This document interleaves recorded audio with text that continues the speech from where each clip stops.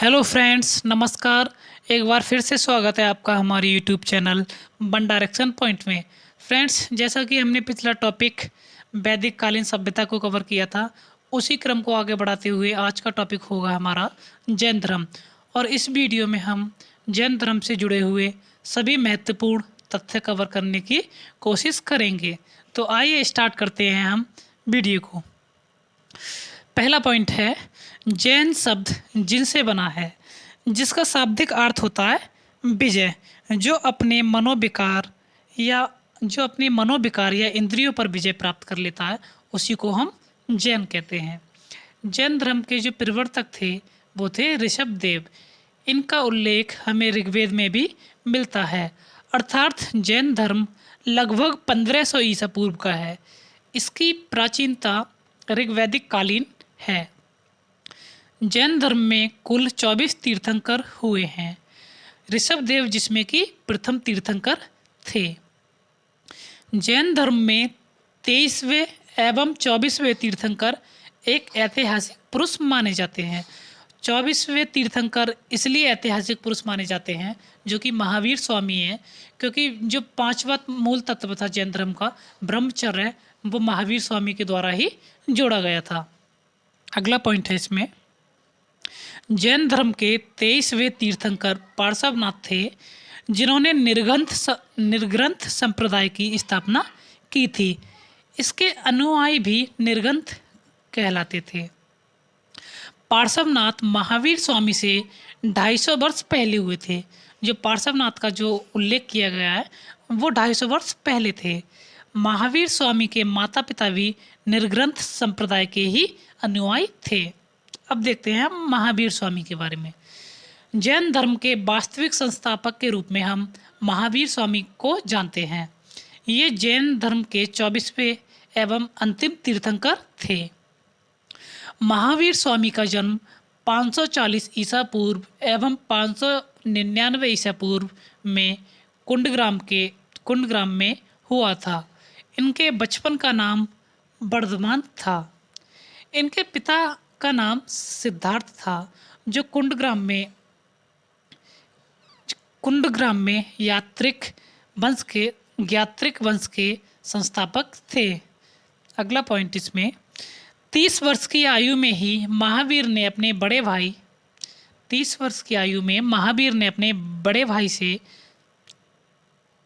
भाई नंदीवर्धन की आज्ञा लेकर गृह त्याग कर दिया था। अगला पॉइंट, 12 वर्षों की कठोर तपस्या के बाद इन्हें बिहार में जंबिका ग्राम के निकट ऋजुपालिका नदी के तट पर एक साल वृक्ष के नीचे इन्हें ज्ञान की प्राप्ति हुई थी। तो 30 वर्ष की अवस्था में इन्होंने गृह त्याग कर दिया था और 12 वर्ष की कठिन तपस्या के बाद यानी कि 42 वर्ष की अवस्था में इन्हें ज्ञान की प्राप्ति हुई थी। कहाँ पर हुई थी? ऋजुपालिका नदी के किनारे एक साल वृक्ष के नीचे। अगला पॉइंट है इसमें, ज्ञान प्राप्ति के बाद महावीर स्वामी ने अपना पहला धर्मोपदेश राजगृह में बराकार नदी के तट पर विपुलचल पहाड़ी पे दिया था। अगला पॉइंट है इसमें, महावीर स्वामी का प्रथम भिक्षु उनका ही दामाद जमाली बना तथा इस पॉइंट को भी हम ध्यान रखेंगे। प्रथम भिक्षुड़ी जो थी उनकी वो चंदना बनी थी, जो चंपा नरेश दधी वाहन की पुत्री थी। चंदना जो इनकी शिष्य थी वो चंपा के नरेश राजा जो थे उस समय दधी वाहन की पुत्री थी। अगला पॉइंट, महावीर स्वामी के प्रधान शिष्यों को गणधर कहा जाता था। इनकी जो कुल संख्या थी वो उस समय पर 11 थी। इन 11 गणधरों का उल्लेख आवश्यक निर्मुक्ति एवं आवश्यक चूर्णी नामक ग्रंथों में देखने को मिलता है। लक्ष्मी नरेश चेटक, चंपा नरेश दधिवाहन एवं मगध सम्राट अजातशत्रु महावीर स्वामी के मुख्य अनुयायी एवं शिष्य थे। तो इस पॉइंट को भी हम ध्यान में रखेंगे। महावीर स्वामी ने जो अपने धर्म का प्रसार किया था वो प्राकृत भाषा में किया था। तो महावीर स्वामी ने जो अपने धर्म का प्रचार जो किया था तो उनकी जो भाषा थी वो मूल रूप से कौन सी थी? वो प्राकृत थी। महावीर स्वामी की मृत्यु 72 वर्ष की उम्र में बिहार बिहार में पावापुरी के शासक सशास्त्री पाल के महल में हुई थी। अब देखेंगे हम इनके निर्वाण प्राप्ति का सिद्धांत किस प्रकार था। तो जैन धर्म के अनुसार प्रत्येक जीव को अपने अपने कर्मों के अनुसार विभिन्न योनियों में पुनर्जन्म लेना पड़ता था। तो इस पॉइंट को हम ध्यान में रखेंगे कि जैन धर्म जो था वो पुनर्जन्म पे विश्वास करता था। ठीक है, अगला पॉइंट है कर्म फल से विमुक्ति ही निर्वाण है। जैन धर्म में मृत्यु के निर्वाण की प्राप्ति होती है। तो जैन धर्म में इस बात का भी उल्लेख किया गया है कि कर्म फल के बाद ही निर्वाण अर्थात मोक्ष है। जैन धर्म में मृत्यु के बाद निर्वाण की प्राप्ति होती है। तो जैन धर्म में एक तरह से मोक्ष का उल्लेख भी किया गया है। अब हम देखेंगे जैन धर्म में 3 रत्न का उल्लेख किया गया है, वो किस प्रकार हैं। तो इसमें पहला है सम्यक दर्शन। तो जैन तीर्थंकरों एवं उनके बताए गए मार्गों पर पूर्ण विश्वास करना ही जैन सम्यक दर्शन कहलाता है। दूसरा है इसमें सम्यक ज्ञान। तो जीव एवं अजीव के वास्तविक स्वरूप को जानना, जीव एवं अजीव के जो वास्तविक स्वरूप होता है उसको ही जानना जैन धर्म का पूर्ण ज्ञान ही सम्यक ज्ञान कहलाता है। और जो तीसरा है त्रिरत्न में जो तीसरा है वो है सम्यक आचरण। इसमें अच्छे कर्मों को करना तथा बुरे कर्मों का त्याग ही सम्यक या अच्छा आचरण कहलाता है। अब हम देखेंगे जैन धर्म में पंचव्रत का उल्लेख भी किया गया है। महावीर स्वामी ने अपने अनुयायियों को 5 शिक्षाओं के पालन पर बल दिया है। तो इसमें पहला है सत्य, जिसका अर्थ है सत्य बोलना या प्रिय बोलना या धर्म वार्ता करना ही एक तरह से सत्य है। दूसरा है अहिंसा, प्राणी मात्र पर दया करना या किसी भी जीव की हिंसा ना करना। और तीसरा है अपरिग्रह। तो इसका जो शाब्दिक अर्थ होता है वो होता है किसी भी प्रकार की हमें धन का संचय ना करना ही अपरिग्रह कहलाता है। और जो चौथा है वो है अस्तेय। तो इसका अर्थ होता है किसी भी प्रकार की चोरी नहीं करना। और जो 5वां है वो है ब्रह्मचर्य, जिसका अर्थ है संयमपूर्ण जीवन जीना। जो ऊपर के जो 4 महापंचव्रत हैं उनका उल्लेख पहले ही किया जा चुका था। और जो 5वां पंचव्रत का उल्लेख है जो ब्रह्मचर्य है, इसका उल्लेख महावीर स्वामी ने किया था। ये महावीर स्वामी के द्वारा ही जैन धर्म में जोड़ा गया था। आगे देखते हैं हम। पंचव्रतों में पहले 4 शिक्षाएं पार्श्वनाथ द्वारा ही दी गई हैं, जबकि महावीर स्वामी ने केवल ब्रह्मचर्य को ही जोड़ दिया।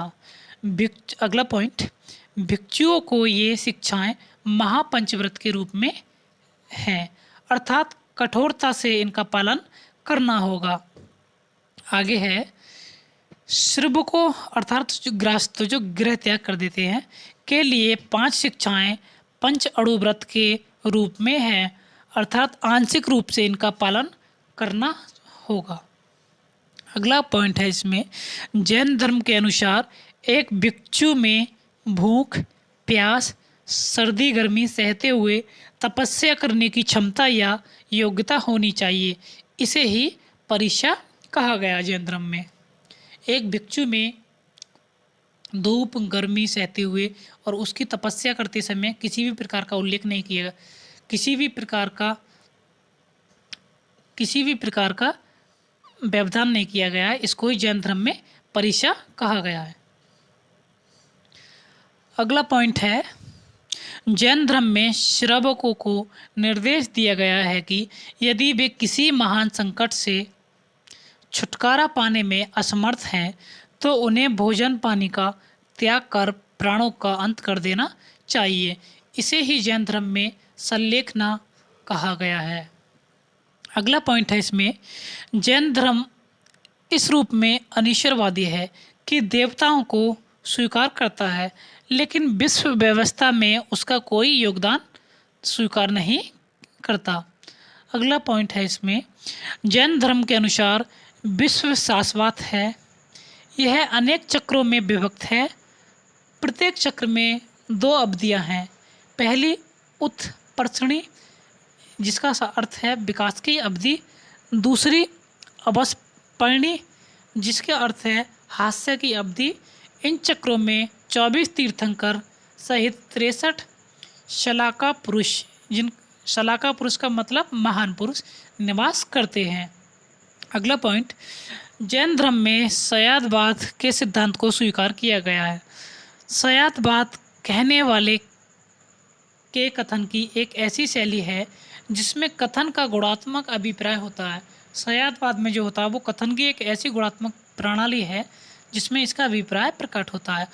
असत्य भाषा एवं वैचारिक मतभेदों से बचने के लिए संयातवाद को जैन धर्म में स्थान दिया गया है, तो इसको भी हम ध्यान में रखेंगे।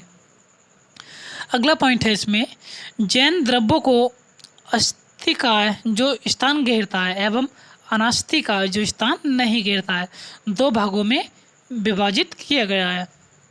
पहला है अस्थिकाय के अंतर्गत जीव एवं अजीव आते हैं।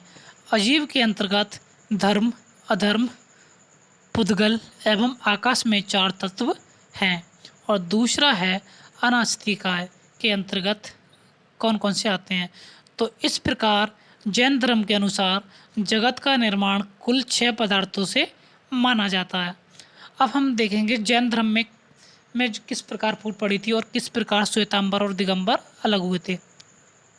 तो जैन धर्म से अलग होने वाला प्रथम व्यक्ति महावीर स्वामी का दामाद जमाली था। महावीर स्वामी, इसको भी हम ध्यान रखेंगे, जैन धर्म से जो प्रथम व्यक्ति जो अलग हुआ था वो महावीर स्वामी का प्रथम शिष्य एवं उनका ही दामाद जमाली था। अगला पॉइंट है, महावीर स्वामी के ज्ञान प्राप्ति के 12 वर्ष में जमाली क्रयमाणकृत अर्थात कार्य प्रारंभ करते ही कार्य पूरा सिद्धांत करने के कारण जैन संघ से अलग हो गया था। अगला पॉइंट है, जैन संघ में विभाजन। तो हेमचंद्र द्वारा रचित परिशिष्ट पर्वन, तो ये किसके द्वारा रचित ग्रंथ है? हेमचंद्र द्वारा रचित परिशिष्ट पर्वन नामक ग्रंथ से हमें पता चलता है कि मौर्य शासक चंद्रगुप्त के शासनकाल में मगध में एक 12 वर्षों, मगध जो था बिहार के आसपास का लोकेशन, वहाँ पे एक 12 वर्ष का उस समय पे एक अकाल पड़ा था।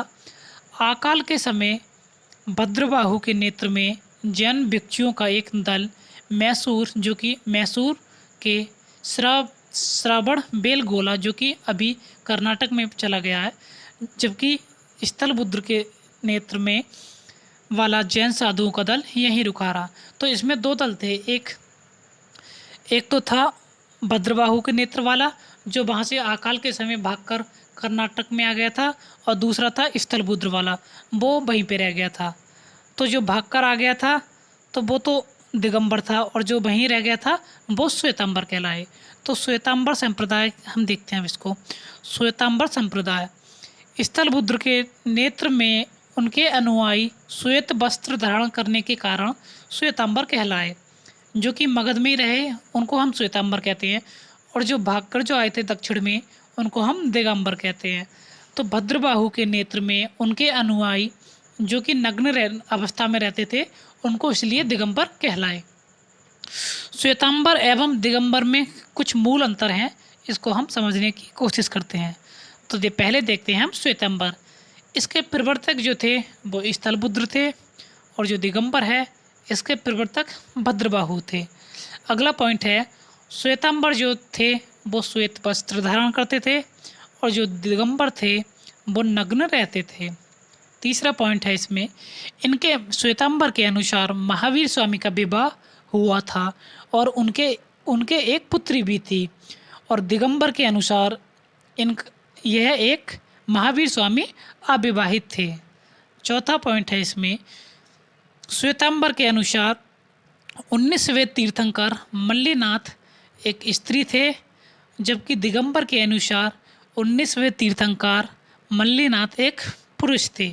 और लास्ट पॉइंट है इसमें, श्वेतांबर के अनुसार ज्ञान प्राप्ति के बाद भी भोजन आवश्यक है, जबकि दिगंबर के अनुसार ज्ञान प्राप्ति के बाद भोजन आवश्यक नहीं है। तो ये हमने कुछ दिगंबर एवं श्वेतांबर से संबंधित कुछ मूल अंतर देखे। अब अगला पॉइंट है हमारा जैन संगीतियाँ।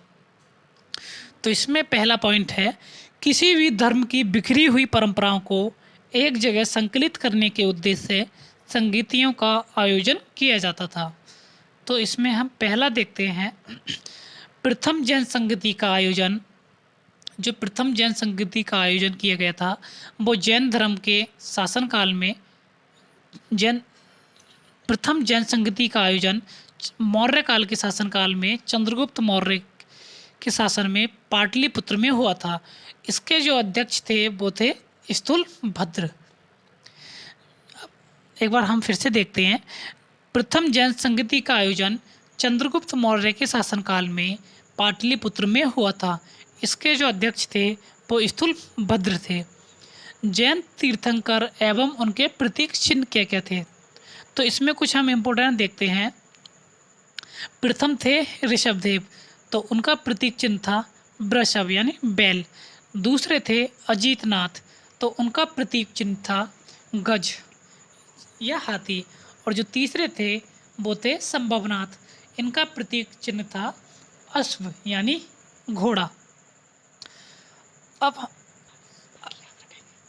बाकी को हम स्टार्टिंग के 3 या 4 हम याद रखेंगे। अब हम लास्ट के 2-3 और देखते हैं, जो कि एक हम देखते हैं 19वां, क्योंकि इनको लेके बीच बीच में उल्लेख किया गया है। तो मल्लीनाथ का जो प्रतीक चिन्ह था वो था कलश। और अब हम देखेंगे 22वां अरिस्टेनेमी, इनका जो प्रतीक चिन्ह था वो था शंख। और जो 23वें तीर्थंकर थे पार्श्वनाथ, इनका जो संकेत चिन्ह था वो था सर्प। और जो 24वें तीर्थंकर थे महावीर स्वामी, इनका संकेत चिन्ह था सिंह। आगे देखते हैं हम जैन साहित्य।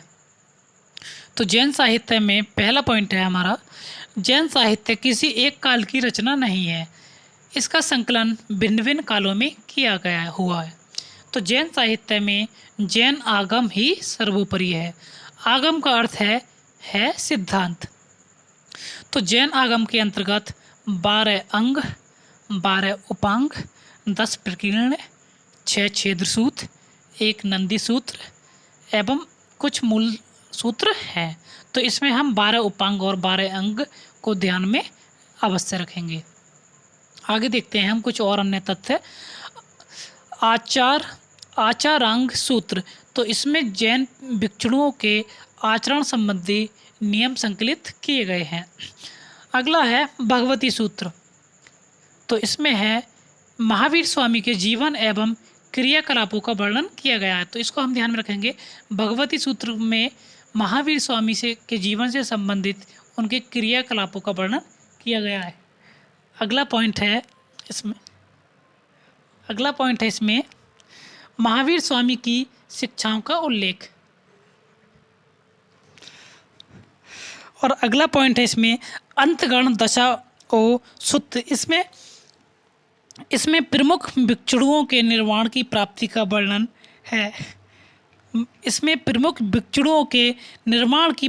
वर्णन है। उपयुक्त सभी ग्रंथ प्राकृत अर्धमागधी भाषा में लिखे गए हैं। तो इसी के साथ आज का टॉपिक हमारा यहीं पे समाप्त होता है। अगर आपको ये वीडियो पसंद आई हो तो वीडियो को लाइक करें और हमारे चैनल को सब्सक्राइब करें। धन्यवाद।